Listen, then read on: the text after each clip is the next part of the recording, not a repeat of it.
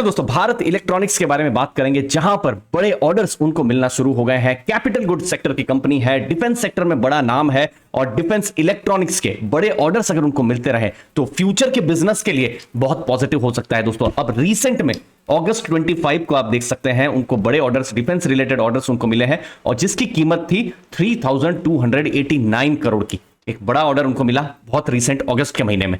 जब हम बड़े ऑर्डर्स की बात करते हैं तो हमने जनरली देखा हुआ है कि जो क्वार्टर 4 होता है, मतलब जनवरी, फरवरी, मार्च, क्योंकि उस समय में ईयर एंड हो रहा होता है, तब बड़े ऑर्डर्स मिलना शुरू होते हैं। लेकिन अभी सिर्फ क्वार्टर 1 और क्वार्टर 2 जो अभी चल रहा है, अभी से ही हम देख रहे हैं कि ऑर्डर्स मिलना उनको शुरू हो गए हैं। जैसे आप देखिए यहां पर जून 30 को भी उनको एक बड़ा ऑर्डर मिला था 2191 करोड़ का, जहां पर डिफेंस और नॉन डिफेंस दोनों के उनको ऑर्डर्स मिले थे। और बहुत रीसेंट में आप देखेंगे 5900 करोड़ का, ये भी जून महीने की बात कर रहा हूं, तो उनको ऑर्डर मिले थे। जून में 5900 करोड़ और 2191, मतलब लगभग 8000 करोड़ के उनको ऑर्डर्स मिल गए थे, जो कि बड़े ऑर्डर्स थे, जो कि जनरली क्वार्टर 1 में ऑर्डर नहीं मिलते हैं। ये डिफेंस और नॉन डिफेंस ये दोनों ही ऑर्डर उनको मिले हुए थे। और ये जो जून का ऑर्डर था उसमें बड़ा आकाश प्राइम वेपन सिस्टम का 3900 करोड़ का जो ऑर्डर्स था वो भी शामिल था दोस्तों। तो ओवरऑल अभी फाइनेंशियल ईयर 24 शुरू ही हुआ है अप्रैल महीना से, और अभी अगस्त महीना, तो हम देख सकते हैं 11,300 करोड़ से ऊपर के ऑलरेडी ऑर्डर्स उनको मिल चुके हैं।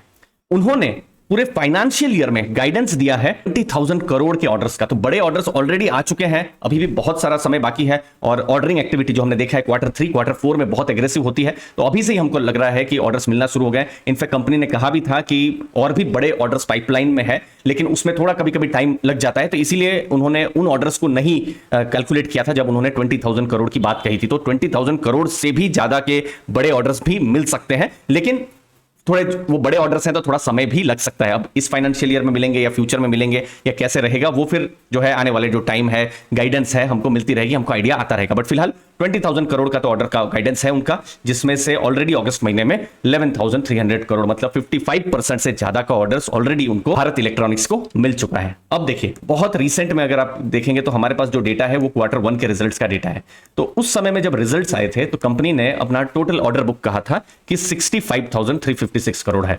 अभी जो ऑर्डर्स की मैंने बात करी जो 11,300 करोड़ के, ये ऑर्डर अभी उनको फाइनेंशियल ईयर में मिले हैं, अप्रैल, मई, जून, जुलाई, अगस्त ऐसे करके। लेकिन पुराने भी तो बहुत सारे ऑर्डर हैं, जो ऑर्डर शायद 1 साल 2 साल पहले भी उनको मिले होंगे। तो उन सब ऑर्डर्स को अगर आप देखेंगे तो 65,000 करोड़ के ऑर्डर है। अब देखिए मैंने बहुत ऑर्डर्स के बारे में बात कर ली, तो यहां पर मैं आपके सामने जो भारत इलेक्ट्रॉनिक्स है उनका रेवेन्यू आपके सामने रखूंगा। ये है उनका रेवेन्यू। देखिए ये मार्च 2023 ये सेल्स या रेवेन्यू आप देख सकते हैं कितना था, 17,334 करोड़। अब सोचिए कि कोई कंपनी है जिसके पास रेवेन्यू 17,334 करोड़ का है और उनके पास ऑर्डर भी सोच लीजिए 17,000 करोड़ के हैं, तो इसका मतलब क्या जा रहा है कि उनके पास जो ऑर्डर्स हैं सिर्फ 1 साल के बिजनेस के लिए हैं। मतलब कि जितना ज्यादा ऑर्डर्स हो वो फ्यूचर के बिजनेस ग्रोथ के लिए भी पॉजिटिव हो जाता है। अभी टोटल कितना ऑर्डर्स हैं, 65,000 करोड़, रेवेन्यू कितना था, 17,734 करोड़, मतलब ऑर्डर बुक जो है उनकी रेवेन्यू के कंपैरिजन में 3.5 टाइम्स ज्यादा है। अब यहां पर एक इंटरेस्टिंग चीज बताता हूं, कभी भी कैपिटल गुड्स कंपनी या इंफ्रा कंपनी को आप एनालाइज करें तो ऑर्डर बुक को जरूर देखिए और ऑर्डर बुक को कंपेयर करिए किसके साथ, रेवेन्यूज के साथ या जो सेल्स है उसके साथ। तो एटलीस्ट आपको क्या पता चलेगा कि फ्यूचर में ग्रोथ विजिबिलिटी क्या है। यहां ऑर्डर बुक इनका बढ़ा हुआ है, 3.5 टाइम्स से ज्यादा है, मतलब एक बड़ी विजिबिलिटी यहां पर देखने को मिल रही है।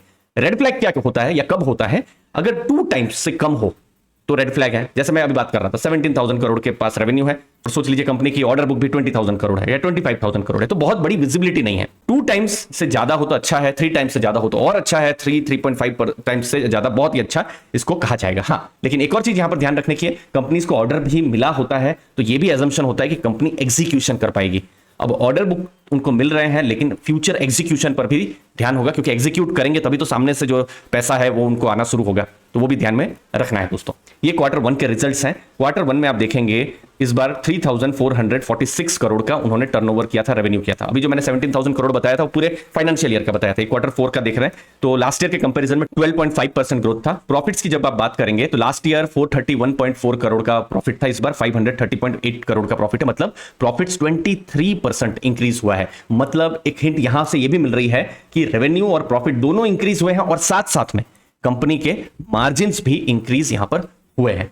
लेकिन भारत इलेक्ट्रॉनिक्स जब बिजनेस एनालिसिस हम कर रहे हैं तो रिस्क को भी समझना है। तो रिस्क यहां पर जो है नॉन डिफेंस जो बिजनेस है वो कम है, जैसे इलेक्ट्रॉनिक वोटिंग मशीन, ये नॉन डिफेंस का बिजनेस है, और भी दूसरे नॉन डिफेंस बिजनेस है, लेकिन उनका कंपैरिजन बहुत कम है जब हम डिफेंस के साथ बात करते हैं। तो इसीलिए डिफेंस ऑर्डर्स पर वो डिपेंडेंट है। और चूंकि अभी गवर्नमेंट का आत्मनिर्भर भारत की तरफ मतलब फोकस है डिफेंस की तरफ, तो ऑर्डर्स उनको मिल रहे हैं। क्या आने वाले टाइम में भी गवर्नमेंट का यही रुख रहेगा, ये फिर बोल पाना मुश्किल है, क्योंकि नेक्स्ट ईयर फिर सेंट्रल इलेक्शन है, वहां पर किस तरीके से चीजें चेंज होगी वो फिर हमको देखना रहेगा। तो वो एक हम कह सकते हैं कि मिड टर्म में एक थोड़ी सी अनसर्टेनिटी जैसा है। फाइनल बात करें तो बड़े ऑर्डर्स उनके पाइपलाइन में है। 7,000 करोड़ के रिसीवेबल्स भी हैं, वो रिसीवेबल्स जितना कम हो वो उतना अच्छा है। और कंपनी ने गाइडेंस भी 17% रेवेन्यू ग्रोथ का दिया हुआ है, मतलब कंपनी अपने ग्रोथ गाइडेंस पर बिल्कुल कायम है जब हम भारत इलेक्ट्रॉनिक्स की बात कर रहे हैं। अब कुछ इंपॉर्टेंट फाइनेंशियल्स नंबर्स को देख लेते हैं। मार्केट कैप 98,609 करोड़, मतलब एक लार्ज कैप की कंपनी भारत इलेक्ट्रॉनिक्स है। पी रेशियो जो थोड़ा वैल्यूएशन के बारे में आइडिया देता है वो है 31.2। इसका मतलब क्या होता है, जैसे कंपनी का जो प्रॉफिट है, ये देखिए, ये स्क्रीनर में ट्रेलिंग 12 मंथ का प्रॉफिट्स होता है। तो लास्ट 12 मंथ में कितना प्रॉफिट किया है, 3,157 करोड़। और मार्केट ने क्या वैल्यूएशन दिया है, वह मार्केट कैप के साथ जब आप डिवाइड करेंगे तो 31 टाइम्स का, मतलब ₹1 अगर प्रॉफिट कर रही है कंपनी तो मार्केट 31 टाइम्स वैल्यूएशन देने के लिए रेडी है जब हम भारत इलेक्ट्रॉनिक्स की बात कर रहे हैं। तो ये क्या कम है या ज्यादा है, मैं 5 ईयर्स का पी रेशियो बाहर करता हूं तो आप देख सकते हैं उनको मीडियन पीई 18-19 के बीच में मिला हुआ है। इनफैक्ट कोविड से पहले उनका पी रेशियो देखिए बहुत कम हुआ करता था, 13, 14, 15 उसके आसपास ही रहा करता था। और जब भी उनका हाई पी मिला भी है, 18 के ऊपर पी मिला भी है, तो वो बहुत ज्यादा रह नहीं पाया है। लेकिन पिछले 1-1.5 साल से हम देख रहे हैं, क्योंकि गवर्नमेंट का आत्मनिर्भर पे पुश हुआ है, तो जो बिजनेस है, जो स्टॉक है, उसकी री रेटिंग हुई है और 31 का पी मिला है। अब 31 का पी है जो ज्यादा तो है अपने हिस्टोरिकल लेवल पर। यहां पर अगेन 2 थॉट प्रोसेस है। पहला थॉट प्रोसेस की डिफेंस एक मल्टी ईयर की एक थीम है, ऐसा नहीं है कि किसी साल ऑर्डर मिला किसी साल ऑर्डर नहीं मिला, तो ये लॉन्ग टर्म को उनको ऑर्डर्स मिलते रहेंगे। और दूसरा थॉट प्रोसेस ये भी है कि कंपनी थोड़े से महंगे में यहां पर मिल रही है दोस्तों। बाकी फंडामेंटल्स देखेंगे, जैसे रिटर्न ऑन कैपिटल एम्प्लॉयड 30% मजबूत है। Return on equity, share holders ने जो पैसा लगाया है उस पर कंपनी ने कितना कमा के दिया, 22.8%, ये भी बहुत मजबूत है। डेट टू इक्विटी ऑलमोस्ट ना के बराबर है। इनफैक्ट मैं लेटेस्ट रेटिंग रिपोर्ट भी देख रहा था, मार्च के महीने में ये रेटिंग रिपोर्ट आई थी, ये इकरा की रेटिंग रिपोर्ट, जहां पर उनको रेटिंग भी मिला है AAA का, जो कि सबसे मजबूत रेटिंग यहां पर हमको देखने को मिल रहा है। तो कंपनी का पास्ट में ग्रोथ मजबूत हुआ है, अभी भी ग्रो कर रही है क्योंकि अभी उनको ऑर्डर्स मिल रहे हैं और फ्यूचर में भी बड़े ऑर्डर्स मिलने की संभावना यहां पर भारत इलेक्ट्रॉनिक्स के केस में है। लेकिन अपने हिस्टोरिकल लेवल से जो कंपनी है थोड़ा सा हायर वैल्यूएशन में ट्रेड भी करती हुई नजर में आ रही है दोस्तों। मुझे उम्मीद है आपको वैल्यू मिली होगी। इस समय के लिए बहुत बहुत धन्यवाद। लास्ट में दोस्तों, अगर आप इन्वेस्टिंग को डीप में समझना चाहते हैं, अगर आप बिगिनर हैं, तो फिनग्रेड एक बड़ा प्लेटफॉर्म है और वहां पर मैं लाइव क्लासेस लेने वाला हूं।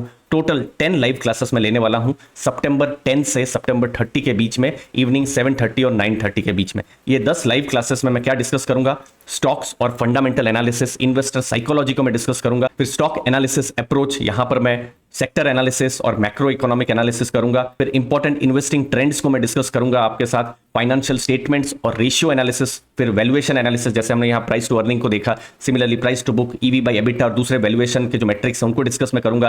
कंपनी रिपोर्ट एनालिसिस, जहां पर annual report, transcript, equity research report, इन सबको मैं एनालाइज करूंगा, कैसे आप एनालिसिस कर सकते हैं और कैसे की इनसाइट्स आप अपने पास बना सकते हैं, वो बात करेंगे। क्वालिटेटिव एस्पेक्ट्स, फिर इन्वेस्टिंग रेड फ्लैग्स, फिर डिविडेंड और डिविडेंड से कैसे पैसिव इनकम भी आप बना सकते हैं, उसके बारे में हम डिस्कस करेंगे। कुछ केस स्टडीज, कुछ इन्वेस्टमेंट रिलेटेड कुछ स्मार्ट स्ट्रेटेजीज जो मैं डिस्कस करूंगा, और लास्ट में पोर्टफोलियो कंस्ट्रक्शन पर मैं डिस्कस करूंगा। तो ये कॉम्प्रहेंसिव कोर्स होने वाला है। ये बैच 2 है। बैच 1 जो क्लासेस थी अगस्त के महीने में हुई थी, बहुत ही सक्सेसफुल रहा था बैच 1, जहां पर बहुत ही अच्छे हमको टेस्टिमोनियल्स भी मिले थे। मुझे उम्मीद है आपको भी वैल्यू जरूर मिलेगी। चेक कर सकते हैं डिस्क्रिप्शन बॉक्स, जहां पर मैंने इन लाइव क्लासेस की लिंक को दिया हुआ है। धन्यवाद आपके टाइम के लिए। थैंक यू दोस्तों।